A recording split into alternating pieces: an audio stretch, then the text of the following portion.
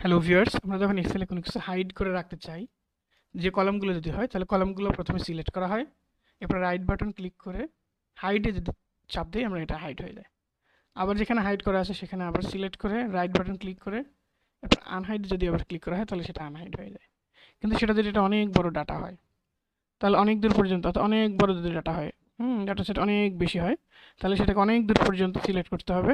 এরপরে আবার right button click করে হাইড আনহাইড করতে হবে। কিন্তু আমরা একটা স্মার্ট পদ্ধতি যদি হাইড এবং আনহাইড করতে চাই, যেটুকু পরিমাণ আমরা হাইড করব প্রথমে সিলেক্ট করব। সিলেক্ট করার পরে মনে রাখবেন আমরা যে কাজটা করব, এখানে শিফট অল্টার এবং রাইট অ্যারো, শিফট অল্টার এবং রাইট অ্যারো ক্লিক করলেই সেটা স্মার্ট পদ্ধতি হয়ে যাবে। তাহলে shift alter right arrow click দেওয়ার সাথে সাথে দেখেন উপরে একটি মাইনাস চিহ্ন এখানে আসছে। এইখানে ক্লিক দিলে এটা মাইনাস চিহ্ন ক্লিক দিলে হাইড হয়ে যাবে, আবার প্লাস ক্লিক দিলে আবার সেটা আনহাইড হয়ে যাবে। অটোমেটিক্যালি এরকমভাবে হতে থাকবে। Thanks for viewing.